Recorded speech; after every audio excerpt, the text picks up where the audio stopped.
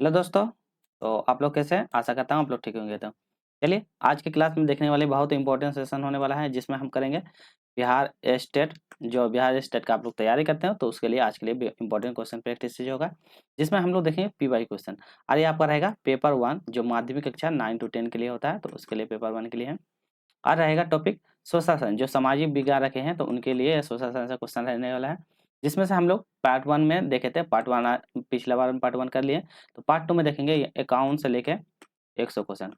तो आपका एग्जाम में टोटल 100 क्वेश्चन आते हैं, तो 1 से लेकर 50 क्वेश्चन पार्ट 1 में कंप्लीट करवा दें, क्योंकि वीडियो लंबा होता है। एक्सेलरेशन जरूरी है, क्योंकि एग्जाम में उसी टाइप से क्वेश्चन बहुत ज़्यादा मिलता जुलता रिपीट करता है, इसलिए एक्सप्लेनेशन करवा करते हैं, ताकि वैसा क्वेश्चन बार बार आपको मिलेगा तो आप बना लीजिएगा। क्योंकि हम पार्ट 1 में पार्ट 2 में देखिएगा तो बहुत सारा क्वेश्चन मिलता जुलता है। 18/5/2024 का पीवाई क्वेश्चन है। चलिए तो स्टार्ट करते हैं। चलिए तो पहला प्रश्न हम देख लेते हैं 51 से। जून 1992 में पहले अंतर्राष्ट्रीय पृथ्वी सम्मेलन के लिए ब्राजील में से, यहाँ स्पेस दिया हुआ है, ब्राजील में यहाँ पे खाली जगह दिया है, आपको भरना है। 100 से अधिक राष्ट्र मिले थे। तो बताना 1992 के जब अंतर्राष्ट्रीय पृथ्वी सम्मेलन हुआ था, तो कौन कौन सा ये मतलब अधिक राष्ट्र मिले थे? रियो डी जर्नल, साओपा, ब्रुसेल्स और कोबिया। तो ये बताना है कौन कौन सा मतलब ये सम्मिलित हुए थे। चलिए, तो कौन था? Rio de journal. तो ऑप्शन है रियो डी जेनेरिया। ये जो उसमें अंतर्राष्ट्रीय जो शिखर सम्मेलन हुआ था, जिसे रियो डी जेनेरिया में से 100 से अधिक राष्ट्र में, तो ये इस पे जगह का नाम है। तो यहाँ पे क्या 100 से अधिक, 100 से अधिक राष्ट्र है, ठीक है। 100 से अधिक राष्ट्र आके यहाँ पे मिले थे, तो यही जगह का नाम है, ठीक है। और यह कार्यक्रम निर्धारित किया गया था, इसका नाम दिया गया था एजेंडा। तो एजेंडा, एजेंडा, तो एजेंडा 21 का नाम दिया गया था। जो कार्यक्रम हुआ था इसी को एजेंडा 21 का नाम से दिया गया। देखिए, ये सम्मेलन क्यों होता है? अंतर्राष्ट्रीय पृथ्वी शिखर सम्मेलन किस लिए मनाया जाता है? तो ये होता है कि जैसे कि आपका जो ग्लोबल वार्मिंग होता है, तापमान पर नियंत्रण, यदि आपको वन्य संरक्षण करना है, जैव विविधता पर नियंत्रण करना चाहता है, गरीबी का कैसे निर्मूलन, गरीबी का कैसे वनमूलन करना है, जनसंख्या पे कैसे नियंत्रण करना है, स्वच्छ जल को कैसे उपयोग करना है, भोजन के लिए कितना हो जाए, सामाजिक सुरक्षा कैसे प्रदान करना है। तो उन सारों मुद्दों को एक जगह पे ये लोग आते हैं और एक जगह पे यहाँ पे वो अपना-अपना पद रखते हैं, ठीक है?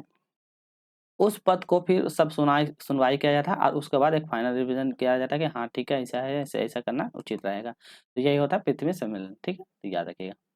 क्वेश्चन नंबर 52, इसमें बोलता है निम्नलिखित में से किस एक को भारत में वैश्वीकरण के कारण सबसे कम लाभ हुआ है? बताना सबसे कम लाभ किसको, कौन सा ये मतलब हुआ था? कृषि को क्षेत्र को, औद्योगिक को क्षेत्र को, सेवा को क्षेत्र को या माध्यमिक क्षेत्र को? तो कौन सा क्षेत्र को सबसे कम लाभ हुआ? तो वैश्वीकरण आप लोग पढ़े होंगे। चलिए, तो हम लोग देखते हैं, तो सही आंसर हो जाएगा कृषि। देखिए, ये वैश्वीकरण वाला संबंधित किससे संबंध है? जो 1991 जो हुआ था एलपीजी, एलपीजी, एलपीजी मतलब ये इसको बोलते हैं निजीकरण, ठीक है। याद रखिएगा निजीकरण, इसको प्राइवेटाइजेशन मतलब प्राइवेट मतलब कि मतलब एलपीजी मतलब भूमंडीकरण ये वाला, और ये वाला होता है भूमंडीकरण, भूमंडली ये एलपीजी लिबरलाइजेशन होता है, मतलब इसको बोलते हैं निजीकरण, नहीं इसको बोलते हैं उदारीकरण, उदारीकरण, ठीक है। इसको बोलते हैं उदारीकरण, इसको बोलते हैं प्राइवेटाइजेशन मतलब निजीकरण, ठीक है। ये वाला निजीकरण ये जब होता है 1991 में, उस समय का जो पीएम रहता है, तो पीएम का नाम रहेगा ना नरसिम्हा, नरसिम्हा, नरसिम्हा राव रहते हैं पीएम। और जो उस समय का फाइनेंस मिनिस्टर कौन रहता है? फाइनेंस मिनिस्टर, फाइनेंस लिख देते हैं, फाइनेंस मिनिस्टर रहता है मनमोहन सिंह जी, मनमोहन सिंह जी, ठीक है। तो मनमोहन सिंह जी रहते हैं। एक सम्मेलन करवाया जाता है जिसमें एलपीजी का नाम दिया जाता है। तो उस समय वैश्विक स्थिति बहुत गंभीर था, तो वैश्वीकरण में सबसे कम लाभ होता है, तो यही वाला कृषि के क्षेत्र में। और ये वाला क्यों करवाया जाता है, नेक्स्ट अभी इससे रिलेटेड वो क्वेश्चन आएगा, उसमें हम लोग डिटेल करना है। चलिए, कृषि क्षेत्र में सबसे कम क्यों हुआ? क्योंकि जब ये मतलब ये वैश्वीकरण का जो सिद्धांत आया जाता था, उस समय औद्योगिक क्षेत्र का सबसे ज्यादा योगदान दिया था। सेवा वाला जो क्षेत्र है, बैंकिंग वाले, ये सब में ध्यान दिया था। और माध्यमिक के उसके बीच का जो अदस्त जो हेल्प करता था, उसको योगदान दिया, परंतु कृषि वाले क्षेत्र में ज़्यादा ध्यान नहीं दिया था, इसको ज़्यादा विकास की ओर आगे की ओर बढ़ाने में ध्यान नहीं दिया था, इसीलिए इस पे कम लाभ हुआ था। चलिए, क्वेश्चन नंबर 53 कहते हैं वैश्वीकरण की नीति से क्षेत्र से लाभ नहीं हुआ। तो वही क्वेश्चन देखिए कैसे क्वेश्चन रिपीट किया है। देखिए, ये वाला क्वेश्चन कैसे रिपीट किया है, वैश्वीकरण से ही बता। तो किस क्षेत्र को लाभ नहीं हुआ ये पूछा, और इसमें देखिए क्या पूछा, निम्न में से किस एक भारतीय को कि सबसे कम लाभ हुआ। देखिए क्वेश्चन को कैसे घुमाया है, और ये सारा पीवाई क्वेश्चन था। तो कैसे अभी जस्ट पढ़ दे, कृषि वाले क्षेत्र बताओ, कृषि वाले क्षेत्र को, ठीक है, आपको याद रखिएगा। चलिए, क्वेश्चन नंबर 54, जब प्राकृतिक पदार्थ रूप बदलकर संसाधन बन जाते हैं तो उसको क्या कहते हैं? तो प्राकृतिक पदार्थ रूप बदलकर संसाधन बनते हैं तो उसको कहते हैं नवीकरण संसाधन, गैर नवीकरण संसाधन, मानव निर्मित संसाधन और रूढ़िवादी संसाधन। तो हम उसको क्या कहेंगे बताइए। तो जब क्या कहते हैं प्राकृतिक रूप से ये नवीकरण संसाधन बन जाते हैं तो हम इसको क्या कहते हैं, इसको मानव निर्मित संसाधन कहते हैं।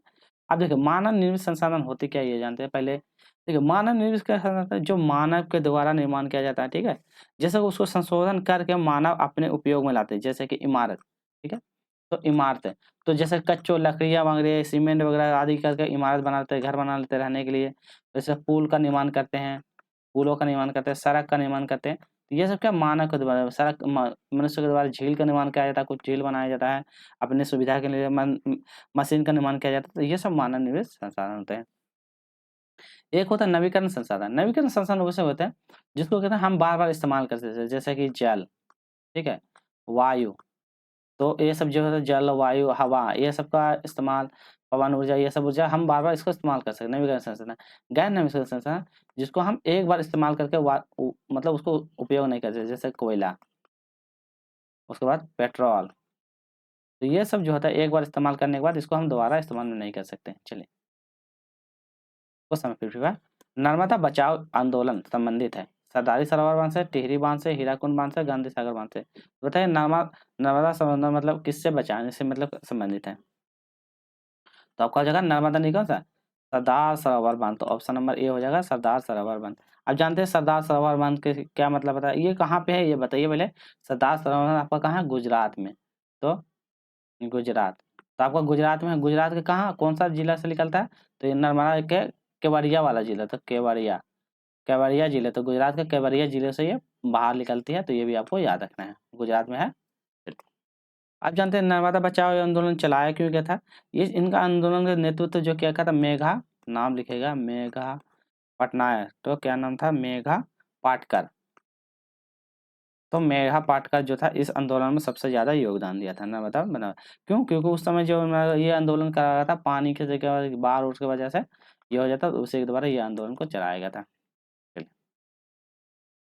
क्वेश्चन नंबर 56, खनिजों को संरक्षित करने की आवश्यक क्यों है। वह नवीकरण होता है इसलिए, वो तेजी से घट जाता है इसलिए, देश का औद्योगिक विकास में इनकी आवश्यकता होता है इसलिए, या इनका निर्माण बहुत तेज है इसलिए।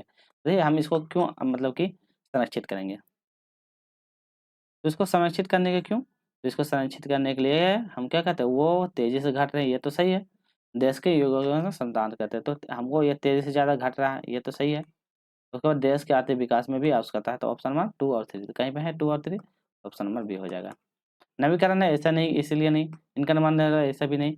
तो देखिए आप जानते हैं खनिज, खनिज होता क्या, खनिज कैसे बनता है, तो इसको बन जाता है। खनिज मतलब क्या होता है, जो मतलब कि लाखों वर्षों के बाद, लाखों वर्षों रहने के बाद क्या कहता है निर्माण होता है, जो बनता है, जैसे कोयला पेट्रोल ये सब जो होता है। तो ये सब इसको संरक्षित करने के लिए आवश्यक है, क्योंकि एक बार खत्म हो जाने के बाद इसको हम दोबारा इस्तेमाल नहीं कर सकते। चलिए, प्लेसर जमा से संबंधित निम्नलिखित में कौन सा कथन गलत है। तो बताइए प्लेसर जमा होता क्या है। ये जलोढ़ निक्षेपण के रूप में पाए जाते हैं, इनका क्षरण होता है, ये समुद्री तल पे पाए जाते हैं, वे घाटी के तल पर रेत और पहाड़ियों के आधार पर पाए जाते हैं। तो बताइए प्लेसर जमा होता क्या, उसके बारे में जानिएगा तब आप बता पाइएगा। बताइए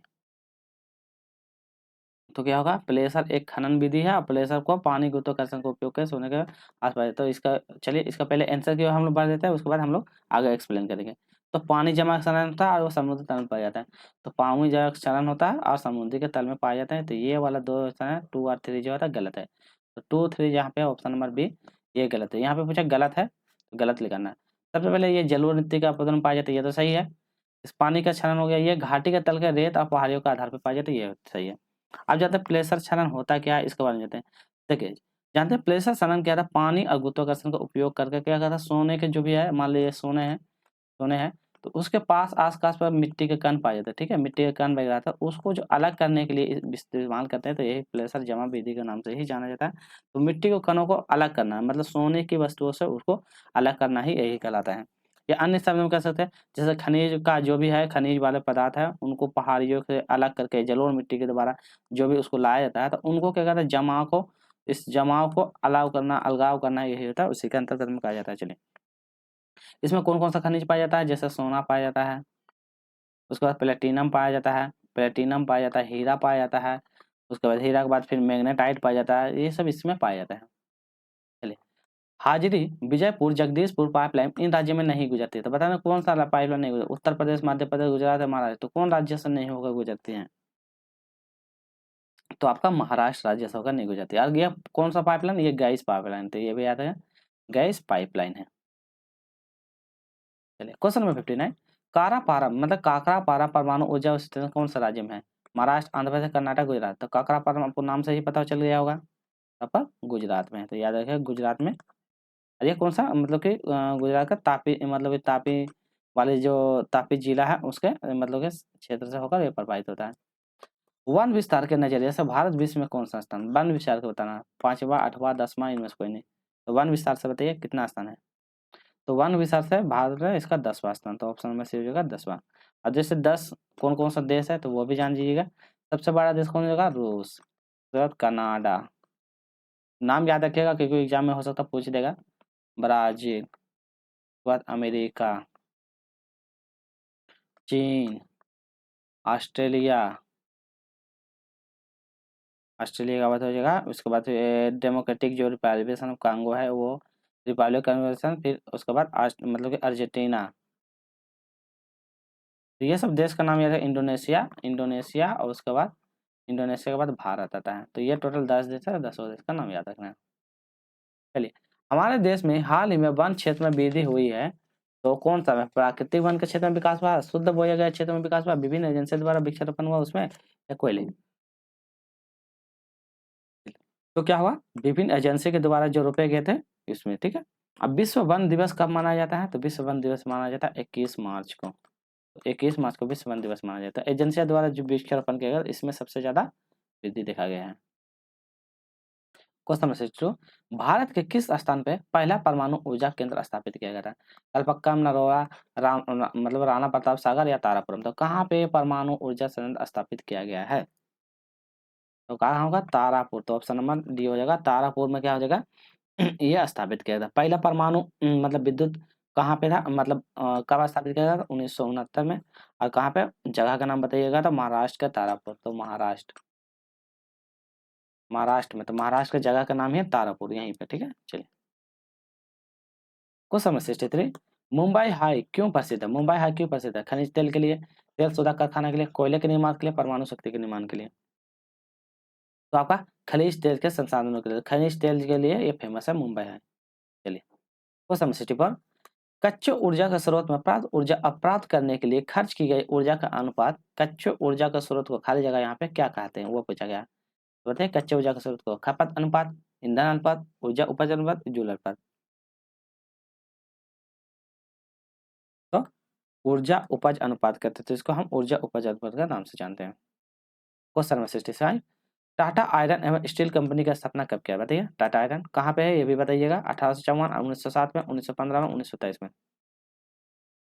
तो टाटा आयरन एवं स्टील कंपनी का स्थापना कब होता है? 26, याद रखिएगा 26 अगस्त, 26 अगस्त 1907 में। तो 26 अगस्त 1907 में टाटा आयरन स्टील कंपनी। और ये आपका कहाँ? झारखंड। ये भी याद रखिएगा। इसको स्थापना झारखंड में है। और इसको पहले टिस्को, टिस्को। तो ये टिस्को के नाम से पहले जाना जाता है। टिस्को का नाम अभी बदल के क्या कहता है? टाटा स्टील लिमिटेड रख दिया है। Tata steel limited. तो टाटा आयरन का स्टील लिमिटेड के नाम से टिस्को का टाटा स्टील लिमिटेड में बदल गया था। कब बदला था? टाटा स्टील नाम बदल गया था 2005 में। इसका नाम चेंज कर दिया था, टाटा स्टील लिमिटेड के नाम से इसको रखा गया। चलिए झारखंड में आ रही है कौन सा नदी के तट पर स्थित? तो ये भी याद रखिएगा स्वर्ण रेखा। तो स्वर्ण रेखा नदी के, तो ये पूछ देगा कभी टिस्को किसके कौन सा नदी के तट पे है? तो स्वर्ण रेखा नदी के तट पे। चलिए क्वेश्चन से, भारत का सर्वाधिक विदेशी व्यापार किस मार्ग से होता है?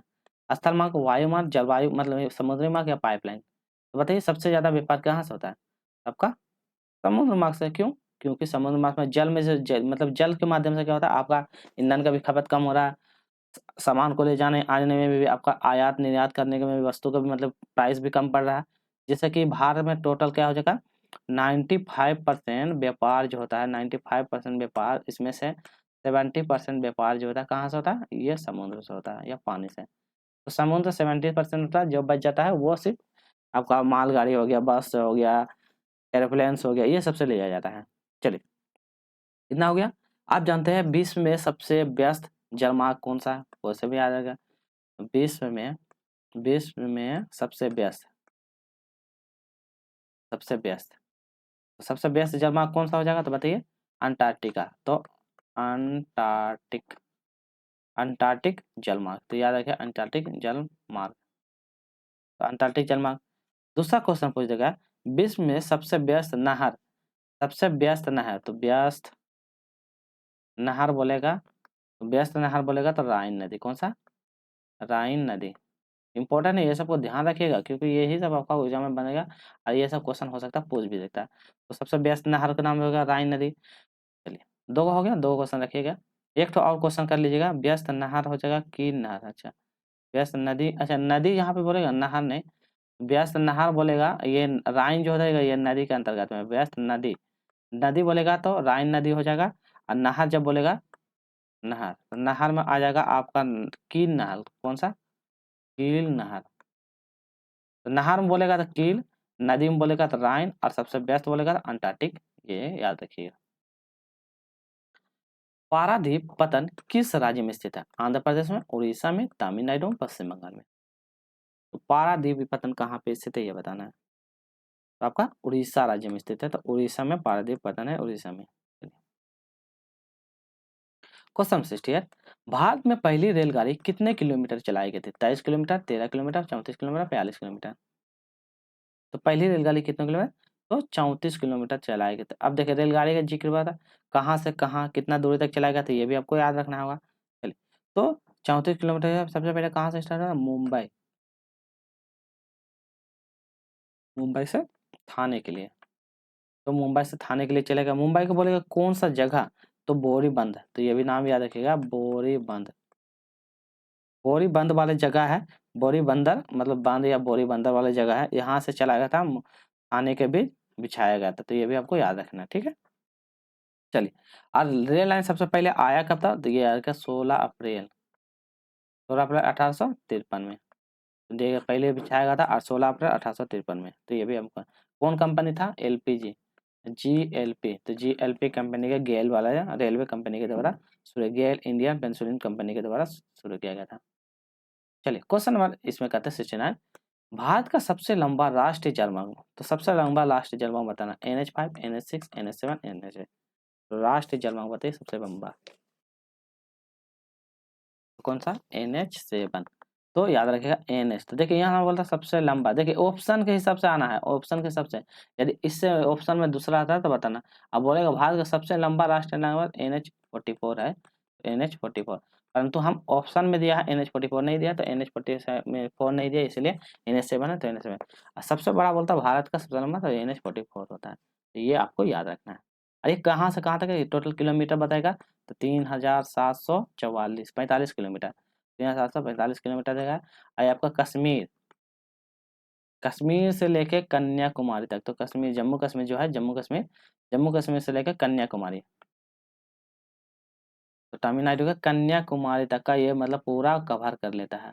इसमें से अलग अलग स्टेटों को लेता है, 30 मतलब कि 11 राज्य रहता है, 11 राज्य और 30 बड़े शहरों को ये कवर कर लेता है। इतना किलोमीटर है, 3745 किलोमीटर की दूरी है। तो ये भी आपको रखना। अब बोलेगा भारत का सबसे छोटा, बोलेगा तो NH55 बोलेगा, सबसे छोटा बोलेगा तो NH 545। तो NH 548 45 548, जो मात्र 5 किलोमीटर के लिए है। तो ये वाला सबसे छोटा बोलेगा तब। अभी एग्जाम हो सकता है पूछ दे, इसलिए आपको याद रखना है सबसे छोटा NH 548। चलिए, इतना हो गया। नेक्स्ट क्वेश्चन करते हैं, इनमें से कौन सा प्राकृतिक आपदा नहीं है?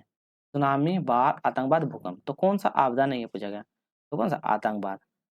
तो देखिए आपदा मतलब क्या होता है कि आपका जान मान का हानि, मतलब कि आपका घर का नुकसान हो गया, जान माल जो भी है वस्तुओं का नुकसान हो गया। आपदा में क्या क्या आता है? जैसे भूकंप आ गया, भूस्खलन आ गया, गर्मी के लहर आ गया, आग मतलब ज्वालामुखी, बाढ़, ये सब जो होता है आपदा का बनाते हैं। परंतु आतंकवाद क्या होता है? आतंकवाद होता है हिंसक, मतलब क्या होता है? किसी को धमकी देना, किसी को अवैध रूप से मतलब कि कब्जा कर लेना, भय आतंक का माहौल बनाना, राजनीतिक रूप से, धार्मिक रूप से। तो ये सब गतिविधियां जो होता है आतंकवाद को लिए होता है। चलिए, क्वेश्चन 72, विश्व में सबसे अधिक वर्षा कौन सा स्थान? तो बताए सबसे अधिक वर्षा गुवाहाटी, मानसीराम, चेरापुरी, कोलकाता। ये तो आपको पता ही होगा, सबसे इम्पोर्टेंट और सबसे महत्वपूर्ण भी है। तो आपका मासीराम होता है, सबसे अधिक वर्षा मासीराम में, तो इम्पोर्टेंट है, ध्यान रखना है। चलिए क्वेश्चन 73, दुर्गावती जलाशय परियोजना बिहार का कौन सा? तो देखिए ये जलाशय परियोजना सब पढ़ के जाइएगा, कौन सा जिले में दुर्गावती जलाशय परियोजना? रोहतास में, कैमूर में, गया में या पटना में? तो यार नाम रखिए कैमूर, तो ऑप्शन नंबर भी हो जाएगा कैमूर। नेक्स्ट, बिहार का सर्वाधिक वर्षा वाला जिला, सबसे अधिक वर्षा वाला जिला किशनगंज, पटना, बांका या भागलपुर? सबसे अधिक वर्षा वाला जिला कौन सा है? तो आपका किशनगंज। तो सबसे अधिक वर्षा वाला जिला बोलेगा, सबसे अधिक वर्षा कहाँ था? किशनगंज। जबकि सबसे कम वाला पूछ देगा तो सबसे कम वर्षा, सबसे कम वर्षा कहाँ होता है? कम वर्षा। तो सबसे कम वर्षा आपका कहाँ होता है बताइए? तो आपका सबसे कम वर्षा आपका होता है औरंगाबाद। तो औरंगाबाद, तो यह औरंगाबाद में सबसे कम वर्षा होता है। चलिए क्वेश्चन 75, निम्नलिखित खनिजों में से किस खनिज को बिहार में एक वर्ष में सबसे अधिक उत्पादन होता है? बिहार में एक वर्ष में सबसे अधिक उत्पादन होता है, पायराइट का, चूना पत्थर का, स्ट्रेटा या कार्जाइट का? क्या सबसे ज्यादा मतलब उत्पादन होता है, ये पूछा गया। तो सही आंसर क्यों हम बढ़ेंगे, तो यह होता है खनिज में सर्वाधिक उत्पादन होने वाला कौन सा? रोहतास का चूना पत्थर। तो आपका ऑप्शन होगा बी हो जाएगा चूना पत्थर। ठीक है, चूना पत्थर से क्या क्या बन सकता है? जैसे हम सीमेंट बनाते हैं, तो चूना पत्थर सीमेंट बनता है, रसायन कागज, रसायन कागज का निर्माण किया जाता है। तो ये सब का निर्माण करने में हम करते हैं, इसका उत्पादन करने में करते हैं। चलिए क्वेश्चन नंबर 75, लोक वाल्स किस देश के नेता थे? रूस, पोलैंड, अमेरिका जो है? तो ये सब सिर्फ ये इसमें एक्सप्लेन नहीं करना है डायरेक्ट, तो आपका पोलैंड का। चलिए किस प्रदेश में महादलितों का दलितों को अलग किया था? महादलित और दलित को अलग किया, उत्तर प्रदेश, कर्नाटक, बिहार है। तो बताइए महादलित और दलितों को अलग कर दिया था, कौन सा ये था? तो आपका स्टेट बिहार। तो याद रखिए बिहार इंपॉर्टेंट है। बिहार किसका किसका सरकार था? वहाँ एनडीए का सरकार है। तो ये भी एनडीए का सरकार था। तो एनडीए का सरकार जिसे नीतीश का सरकार था। नीतीश सरकार 2007 में क्या कहता है, दलित और महादलित को दोनों को अलग करने का कार्य किया था। किस देश में ओलंपिक खेल का विरोध नस्ल के आधार पे था? तो नस्ल के आधार पर विरोध फिलीपींस में, मैक्सिको में, रूस में, नीदरलैंड में, कहाँ पे? तो आपका मैक्सिको वाले जहाज पे, ये में शहर पे। ठीक है, अब वीडियो अच्छी लग रही है बिहार स्टेट, तो वीडियो बिहार स्टेट का अच्छी लग रही है, और आपका 18/5/2024 का क्वेश्चन है। ठीक है, 18/5/2024 का पीवाई का क्वेश्चन है, जिसमें से हम 51 से लेके 100 क्वेश्चन कर रहे हैं। ये आपका बहुत इंपॉर्टेंट है, और आपका पेपर 1 का है, 9 to 10 के लिए, सामाजिक विज्ञान। नेक्स्ट क्वेश्चन है, बुनियादी नियमों का लिखित रूप बताइए। अनुच्छेद, संविधान, अनुसूची या सरकार? तो बुनियादी नियमों का लिखित अनुरूप बताइए। तो क्या हो जाएगा? बुनियादी नियमों का लिखित अनुरूप, तो आपका संविधान हो जाएगा। तो ऑप्शन नंबर हो जाएगा संविधान। संविधान के बारे में जब जिक्र होगा, संविधान के बारे में जाते थे, संविधान में क्या था? कार्यपालिका होता है, विधायिका होता है, न्यायपालिका, ये सब मिलकर के अगर नियम बनाते हैं, उन्हीं के अनुसार चलते हैं, उन्हीं का ये काम करते हैं। इतना याद हो गया। आप जानते हैं कि पहले जो मूल संविधान में कितना भाग था? भाग बोलेगा तो भाग कितना था? भाग 22 भाग। उसके बाद कितना अनुच्छेद था? तो अनुच्छेद याद रखेगा, अनुच्छेद। अनुच्छेद पहले कितना था? 395। तो ये याद रखना 395 अनुच्छेद था। और अनुसूची कितनी थी? अनुसूची, तो अनुसूची की संख्या कितनी थी यार? ये पहले थी, तो ये भी याद रखना, तो ये पहले। और अभी वर्तमान में क्या है? तो वर्तमान वाला आपको याद रखना, क्योंकि कभी इससे पूछ सकता है। ठीक है, चलिए वर्तमान वाला देख लेते हैं। वर्तमान में वर्तमान में मूल संविधान में कितने कितने भाग हैं? वर्तमान में अभी भागों की संख्या कितनी है? तो भाग की संख्या है 25। भाग याद रखिएगा 25 तो। अब अनुच्छेद, अनुच्छेद की संख्या कितना? 445 या 48 बोल सकते हैं, 448। तो 448। और उसके बाद अनुसूची, अनुसूची पहले अनुसूची थी 8, जिसमें से 8 थी, और अभी 4 जोड़ दिया, तो अभी अनुसूची की संख्या 12 अनुसूची अभी वर्तमान में है। तो ये आपको अभी का वर्तमान वाला याद रखना जरूरी है। ठीक है, क्योंकि इससे क्वेश्चन बनेगा। ठीक है, चलिए अगला क्वेश्चन है, किसी अन्य राज्य के तत्काल राजनीतिक नियंत्रण वाले क्षेत्र को क्या कहा जाता है? तो अन्य राज्य को मतलब तत्कालीन नियंत्रण वाले क्षेत्र को क्या कहते हैं? साम्यवादी राज्य, कॉलोनी, लोकतांत्रिक या? तो तत्काल राज्य नियंत्रण वालों को हम क्या कहते हैं? कॉलोनी। तो ऑप्शन में भी हो जाएगा कॉलोनी कहते हैं। नेक्स्ट क्वेश्चन है, लोकसभा का कार्यकाल कितने वर्षों का होता है? तो बताने लोकसभा का कार्यकाल कितने वर्षों का होता है? 4 वर्ष, 5 वर्ष, 6 वर्ष, 10 वर्ष? तो कितना लोकसभा का कार्यकाल आपका? 5 वर्ष के लिए होता है, तो 5 वर्षों के लिए होता है, तो ये भी आपको याद रखना। एक ट्रिक होता है सरोलोंगला, इसको याद करने में। दो से होता है सांसद, सांसद कितना 79 में है। रो से होता है राज्यसभा, राज्यसभा 80 में है। और लोकसभा, लोकसभा का जिक्र होता है 81 में। तो ये सब अनुच्छेद, तो अनुच्छेद हो गया। बोलेगा 79 में कौन सा है, 79 में संसद है, 80 में कौन सा है मतलब राज्यसभा, और 81 में लोकसभा। तो ये याद करने का तरीका है लोकसभा। तो आपको इससे भी आपको याद रखिएगा, क्योंकि इससे क्वेश्चन बनता ही है। क्वेश्चन 81, कौन सा व्यक्ति वोट देने का अधिकार नहीं था? तो किसी को वोट देने का अधिकार नहीं है? पागल या दिवालिया वाले लोग को, वयस्क मतलब व्यक्ति को, अमीर व्यक्ति को, गरीब व्यक्ति को, किसको वोट देने का अधिकार नहीं है? किसको? पागल व्यक्ति है, या मतलब कि जो जिसका दिवालिया हो गया, या तो आपको देशद्रोही घोषित हो गया, जो देश के लिए कुछ नहीं किया, तो उस सब व्यक्तियों को क्या कहते हैं, उसको वोट देने का अधिकार नहीं दिया गया है। तो ये भी आपको याद रखना है, अच्छे से ध्यान में रखना है। वोट देने का मिनिमम एज कितना था? 18 वर्ष। ये 18 वर्ष महिलाओं के लिए, 18 वर्ष, और पुरुष के लिए क्या है, मतलब 18 वर्ष से ऊपर होने से सभी का अधिकार दिया हुआ है, ठीक है। तो ये याद रखना है, महिला हो पुरुष हो सभी के लिए। नेक्स्ट क्वेश्चन कहते हैं, लोकसभा में अनुसूचित जातियों के लिए कितनी सीट आरक्षित किया गया? बताइए, लोकसभा में पूछा गया अनुसूचित जाति के लिए 84, 37, 41, 51। ये सारा पीवाईक्यू क्वेश्चन, ये भी आपको ध्यान में रखना है। तो 84 सीट, तो याद रखें लोकसभा अनुसूचित। अब इसमें जान जाते हैं जनरल के लिए कितना है, तो जनरल, तो जनरल के लिए जो सीटों की संख्या है तो 412 सीट। तो जनरल के लिए 412 सीट है। उसके बाद अनुसूचित जाति तो हो गया, अनुसूचित जनजाति जान जाते हैं, अनुसूचित जनजाति। तो अनुसूचित जनजाति के लिए सीटों की संख्या तो 47 सीट, अनुसूचित जनजाति के लिए 47 सीट है। चलिए नेक्स्ट क्वेश्चन कहते हैं, क्वेश्चन 83, संविधान का कौन सा अनुच्छेद राष्ट्रपति को एक आयोग नियुक्त करने का अधिकार देता है, जो समान रूप से पिछड़े वर्गों की स्थिति को जांच करे और सुधार करने के लिए? तो पिछड़े वर्ग के लिए बताना है। अनुच्छेद 342, 344, 346, 399। देखिए अनुच्छेद सभी आपको पढ़ के आया। यदि अनुच्छेद से आपको दिक्कत हो रहा तो सिर्फ इम्पोर्टेंट, मोस्ट इम्पोर्टेंट सब भी आई वाला हम पॉलिटिकल वाला एक पॉलिटी है, यूट्यूब में जाइएगा, पॉलिटी वाला चैनल बनाया है। मात्र 40 मिनट का वीडियो है, जिसमें से हम टोटल पॉलिटी का जो इंपॉर्टेंट है, जो एग्जाम में पूछा था उसी को कवर करवाएं। वो उसको पढ़ के जाइएगा, एग्जाम में उससे बाहर को आपको क्वेश्चन नहीं मिलेगी। तो ये भी आपको ध्यान रखना है। तो कौन सा होगा? 340। चलिए, तो 340 इसका सही आंसर। और ओबीसी का आरक्षण के बारे में 340 के बारे में जिक्र किया गया, तो ये भी आपको ध्यान रखना है। और इसके लिए कौन सा केलकर, मतलब केलकर आयोग लाया था, केलकर समिति के द्वारा उसको ओबीसी का आरक्षण दिया गया था। राष्ट्रपति आपातकाल की स्थिति घोषणा कर सकता था। राष्ट्रपति आपातकाल की स्थिति घोषणा कर सकता है देश के वित्तीय स्थिरता के खतरा के लिए, देश के किसी राज्य के मशीनरी की विफलता के लिए, बाहरी आक्रमण या आंतरिक गड़बड़ी देश की सुरक्षा के खतरा के लिए, उपरोक्त में सभी। तो किसके लिए कर सकता है? तो ऑप्शन नंबर डी, राष्ट्रपति क्या कहता है, सभी के लिए। ये देश में वित्तीय स्थिति है उससे के लिए कर सकता है। अब संवैधानिक मसले विफल हो जो उसमें बाहरी रूप से आक्रमण हो गया तो उसमें भी। अब जिस राष्ट्रपति के द्वारा 3 इंपॉर्टेंट है वो आपको याद रखना, 52 से लेकर 60 तक में। भाग कौन सा?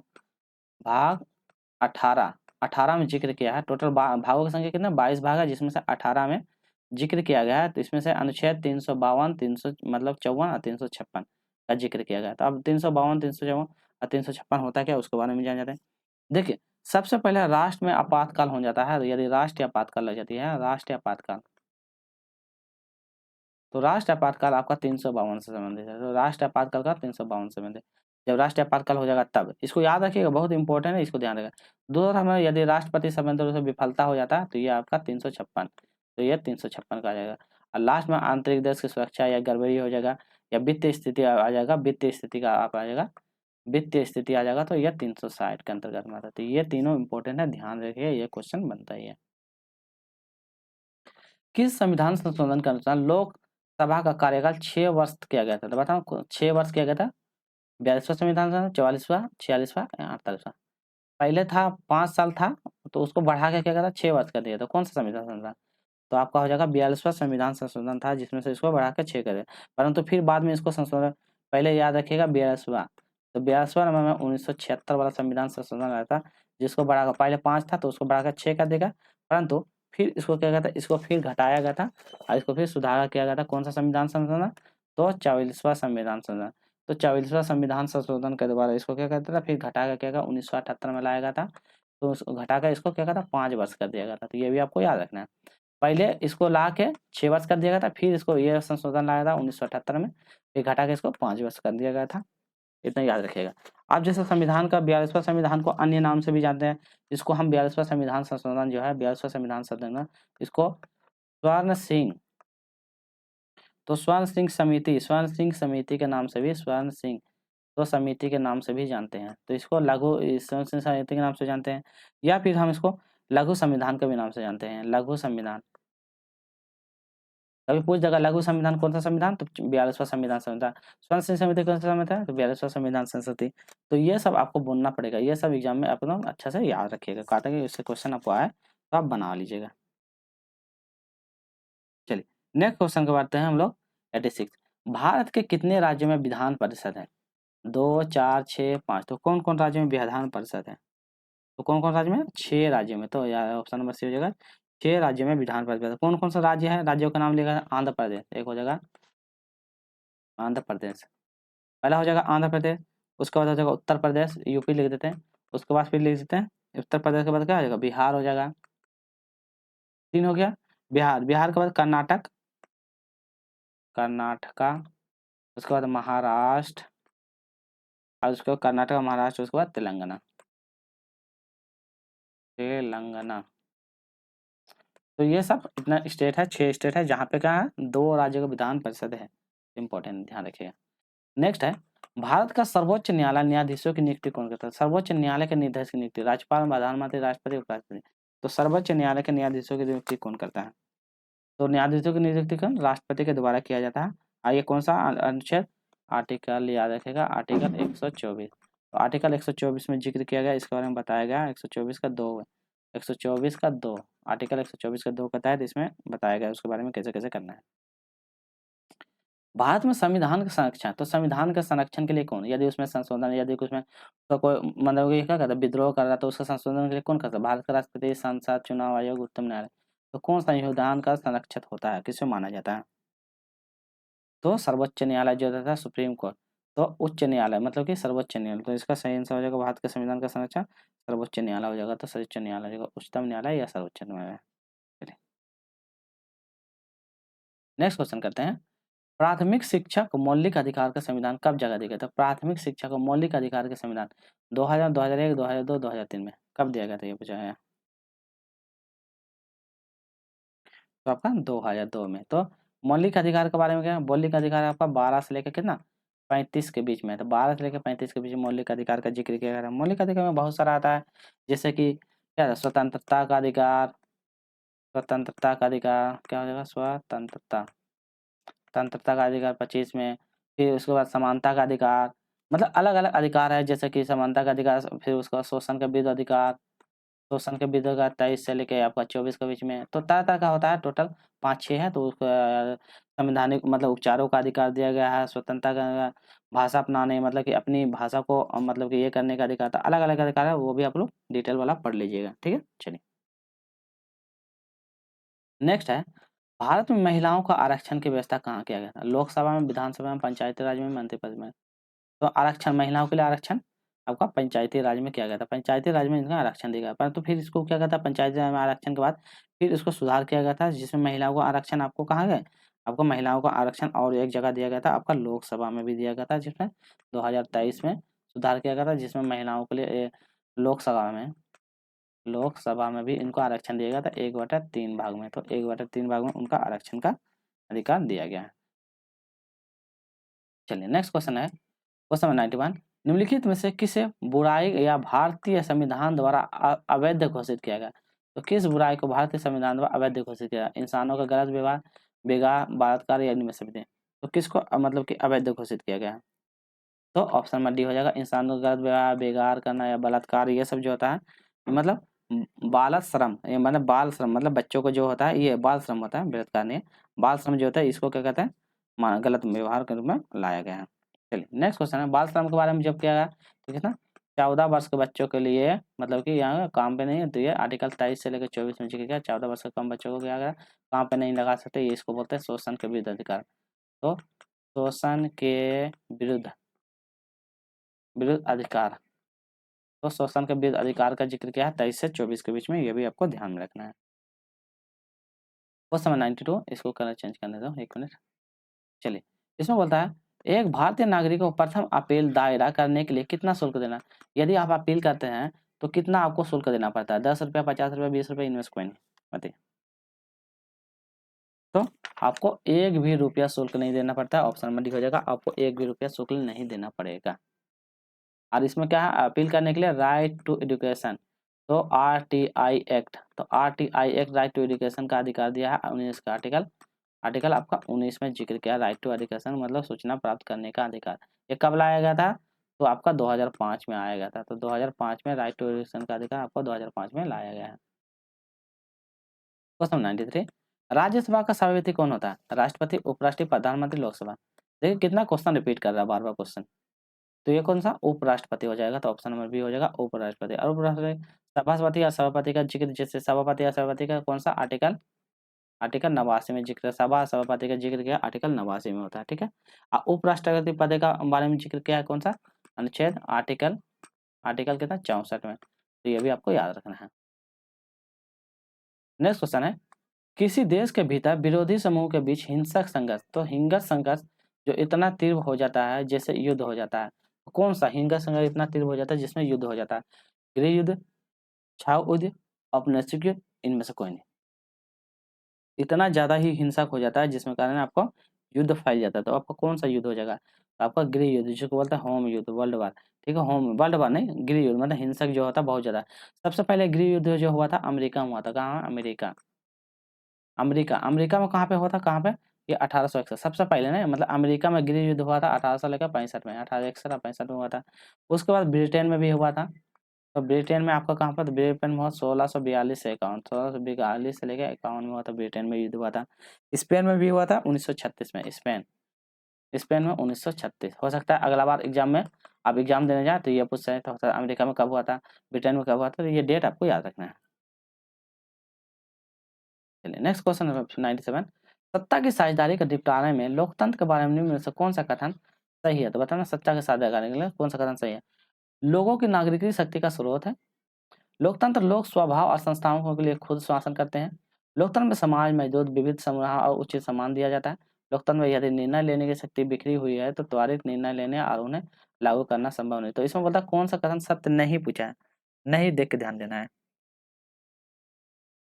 चलिए तो क्या होगा इसका सही आंसर? ऑप्शन नंबर ये, तो ऑप्शन नंबर डी जो गलत है बाकी सारा सारा सही हो जाएगा।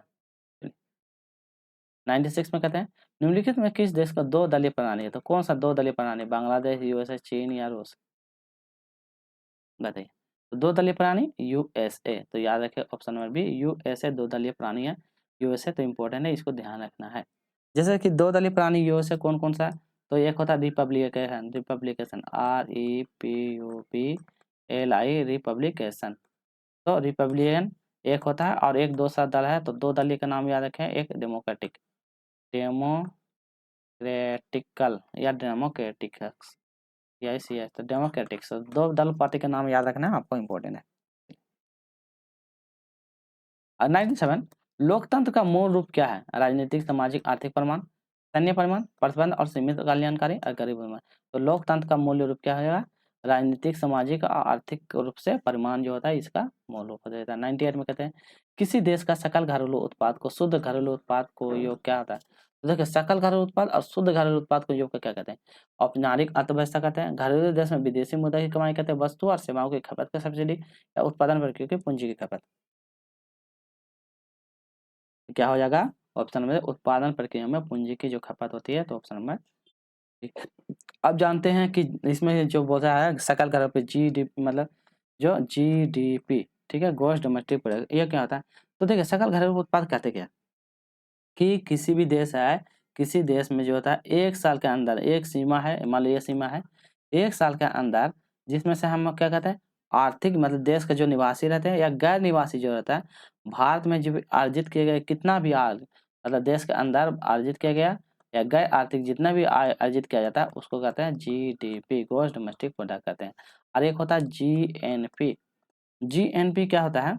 जीएनपी होता है, जीएनपी मतलब होता है कि देश के अंदर विदेशी नागरिक को अर्जित आय को घटाकर, जैसे अब ये देश है तो मान लो यहाँ, मान लो जैसे ब्रिटेन का आदमी है और यहाँ इंडिया का आदमी है, तो बाहर से जो ब्रिटेन का आदमी जो आया है, ठीक है, ब्रिटेन का आदमी जो आपका इंडिया में आके, तो इंडिया में आके व्यापार कर रहा है, तो इस आदमी को आय को घटा के, इसको नहीं चुनेंगे, तो इस आदमी को घटा के, और इंडिया का आदमी जो बाहर में काम कर रहा है, इंडिया का यदि बाहर में काम कर रहा है तो ये वाला आय जोड़ेंगे।